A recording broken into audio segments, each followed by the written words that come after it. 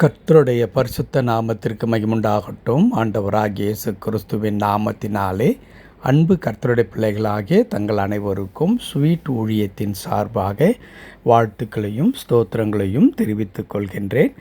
ஏசாயா தீர்க்கதரிசியின் புத்தகம் 40ஆம் அதிகாரம் 31வது வசனம். ஏசாயா 40ஆம் அதிகாரம் வசனம் 31. கர்த்தருக்கு காத்திருக்கிறவர்களோ புதுபலன் அடைந்து கழுகுகளைப் போல செட்டைகள் அடித்து எழும்புவார்கள். அவர்கள் ஓடினாலும் இளைப்படையார்கள், நடந்தாலும் சோர்ந்து போகார்கள். கர்த்தருக்கு காத்திருக்கிறவர்களோ புதுபலன் அடைந்து கழுகுகளைப் போல செட்டைகளை அடித்து எழும்புவார்கள். என் அன்பு கர்த்தருடைய பிள்ளைகளே, இந்த காலை நேரத்தில் இந்த வசனத்தில் இருந்து மிக அற்புதமாய் சொல்லப்பட்டிருக்கின்ற ஒரு காரியத்தை நம்முடைய தியானத்திற்கு நான் கொண்டு வர விரும்புகின்றேன். இந்த வசனம் நமக்கு மனப்பாடமாக தெரிந்திருக்கிற வசனம்தான். அநேக முறை இதை நாம் கேட்டிருக்கின்றோம். கர்த்தருக்கு காத்திருக்கிறவர்கள் அவர்கள் வெட்கப்பட்டு போவதில்லை, கழுகுகளைப் போல செட்டைகள் அடித்தவர்கள் எழும்புவார்கள் என்றெல்லாம் நாம் பேச கேட்டிருக்கின்றோம். ஆனால் இங்கே நான் எதில் இந்த ஞாபகத்தை கொண்டு வர விரும்புகிறேன் என்றால், கர்த்தருக்கு காத்திருக்கிறவர்களோ புது பலன் அடைந்து என்று இங்கே எழுதப்பட்டிருக்கிறது. ஆண்டவருடைய பரிசுத்த நாமத்திற்கு மகிமுண்டாகட்டும். காத்திருக்கிறவர்களுக்கு என்ன இருக்காது என்றால் பலன் இருக்கவே இருக்காது. காரணம் என்ன?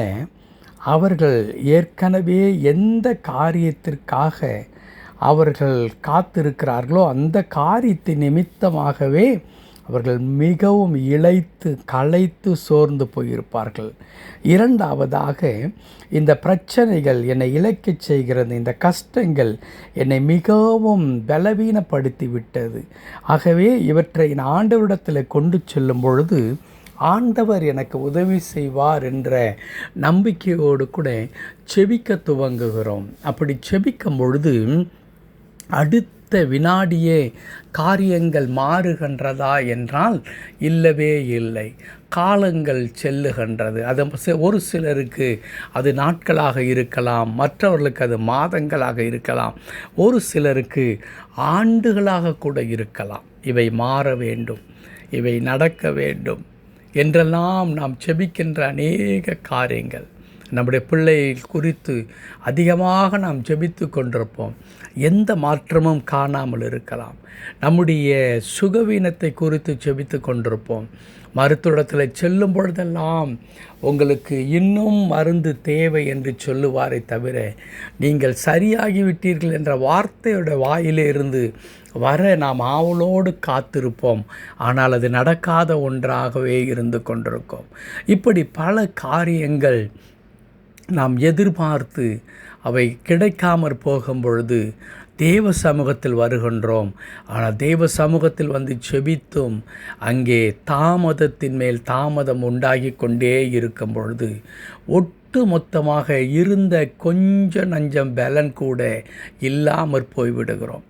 நான் அநேகர் பேச கேட்டிருக்கிறேன். ஏன், என்னுடைய அனுபவத்திலே கூட நான் அதை பார்த்திருக்கின்றேன். அழுவதற்கே பலன் இல்லை என்று சொல்லுகிற மக்கள் இருக்கிறார்கள்.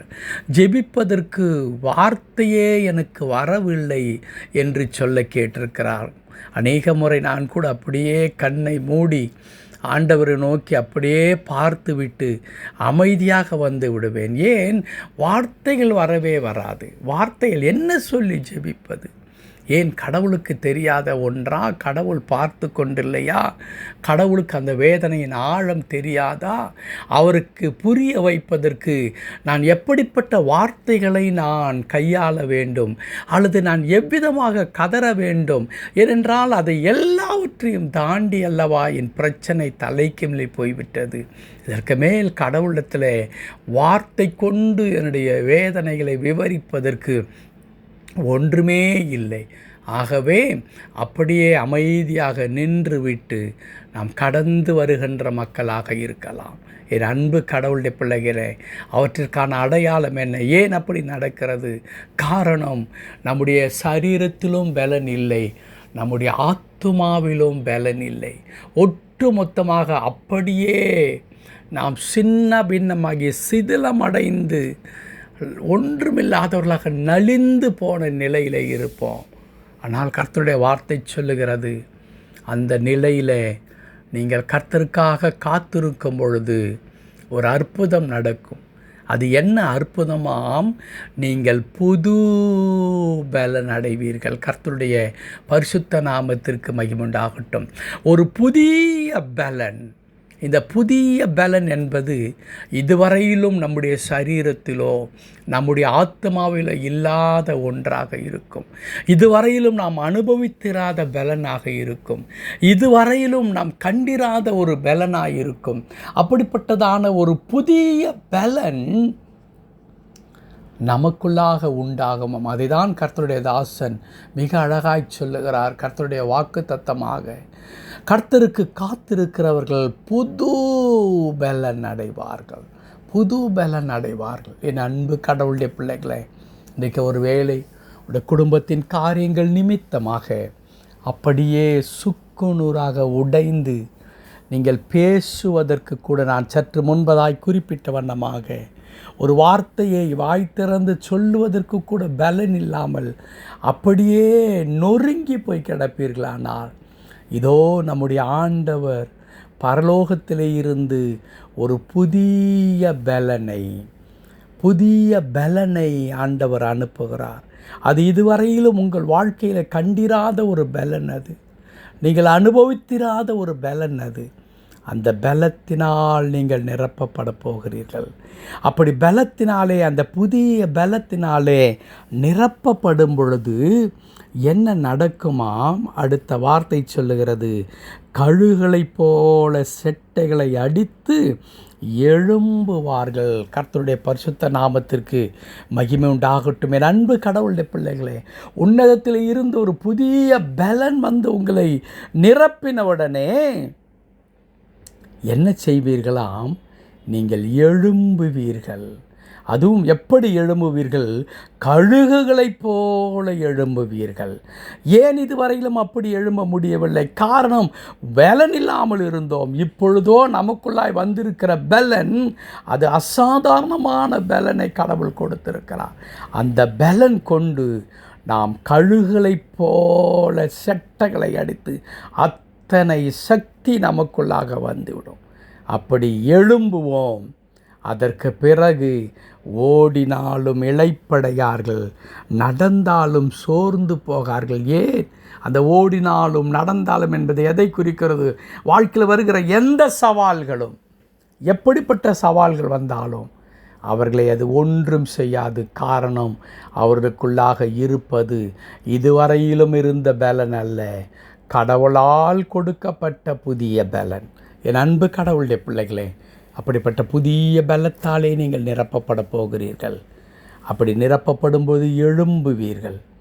எழும்பும் பொழுது உங்கள் முன்பதாக ஒரு சவால்களும் ஒரு பிரச்சனைகளும் இதுவரையிலும் அணிவகுத்து நின்றதைப் போல நிற்காது. அது இல்லாமற் போய்விடும். ஏனென்றால் நீங்கள் அவை எல்லாவற்றையும் தாண்டி எழும்பி பறக்க ஆரம்பித்து விடுவீர்கள்.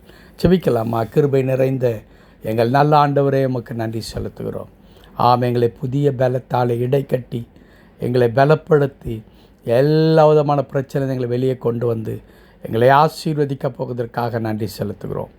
என்னோடு இணைந்து ஜெபிக்கிற என் அன்பு கடவுளுடைய பிள்ளைகள் ஒவ்வொரு அப்படி கண்ணோக்கி பாரும். பலவீனத்தோடு கூட ஆத்மாவிலோ சரீரத்திலோ பலவீனத்தோடு இருக்கிற அன்பு கடவுள் பிள்ளைகள் மீது இந்த காலை நேரத்தில் ஒரு புதிய பலன் வந்து இறங்கட்டும். அவர்கள் கழுகுகளைப் போல தங்களுடைய பிரச்சனைகளை எல்லாம் மிதித்து தாண்டி எழும்பி பறக்கட்டும். ஆண்டவரே, அற்புதங்களை செய்யும். மீட்பர் நாமத்தில் பிதாவே. ஆமென், ஆமென்.